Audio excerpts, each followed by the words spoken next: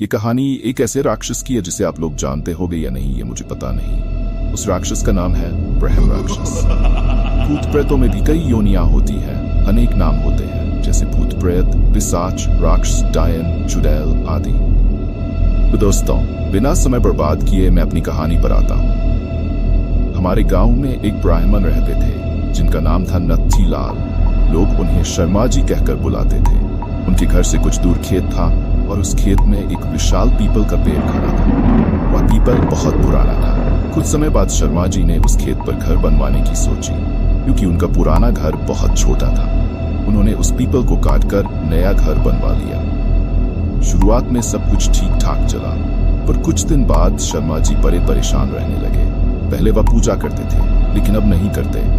उनकी बीवी ने उनके बदले स्वभाव को देखकर पूछा, तुम पूजा भी नहीं करते, आजकल बदले बदले से रहते हो, कभी बच्चों को डांटते रहते हो, तुम्हें हुआ क्या है? शर्मा जी के चेहरे पर एक भयानक मुस्कान आई और वह कहने लगे, मेरे घर को तोड़कर अपना घर बना लिया है और अब पूजा की क्या जरूरत है? सब कुछ मैं ही हूं, मैं ही भगवान हूं। कभी वह दांत पीसते, कभी बड़े प्यार से बोलते, कभी उनकी आंखें लाल हो जाती तो कभी सही हो जाती। उनकी बीवी को शक हो गया कि जरूर किसी भूत प्रेत का साया है और वे बातें ऐसे करते हैं जैसे कि दो लोग हों।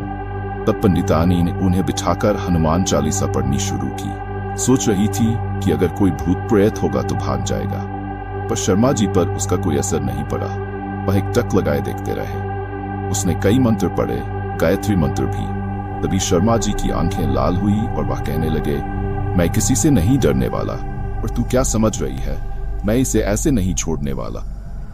तभी उनका छोटा बच्चा वहां आ गया। शर्मा जी ने उसे जोर से पकड़ के खींचा और ऐसा लग रहा था कि उसके सिर को कच्चा ही चबा जाएंगे।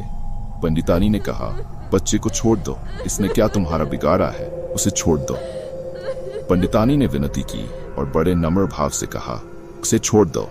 तो शर्मा जी ने बच्चे को छोड़ दिया और कहा, मैंने तुम्हारे इस नम्र भाव की वजह से इसे भी छोड़ रखा है, नहीं तो मैं इसे कब का मार चुका होता। उसने फिर पूछा, तुम कौन हो और मेरे पति को तुमने क्यों बस में कर रखा? आप हमसे क्या चाहते हो? आप हो कौन? तब उसने कहा, अगर अपना भला चाहती हो तो पीपल के पेड़ लगाओ, जितने भी हो सके पेड़ लगाओ, फिर मैं बताऊंगा कि मैं कौन हूं और फिर मैं चला जाऊंगा।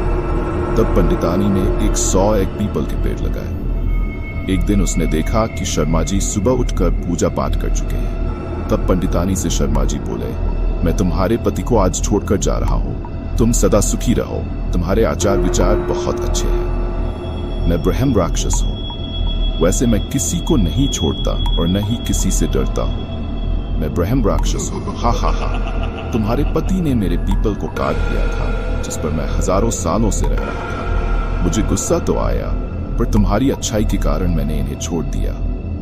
जा रहा हूं तुम्हारे पति को छोड़कर।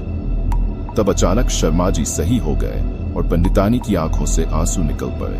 तो दोस्तों, अगर बुरे के साथ भी अगर तुम अच्छा करोगे तो एक दिन वह भी अच्छा हो जाता है। वीडियो अच्छा लगा तो लाइक करें, शेयर करें और सब्सक्राइब करें।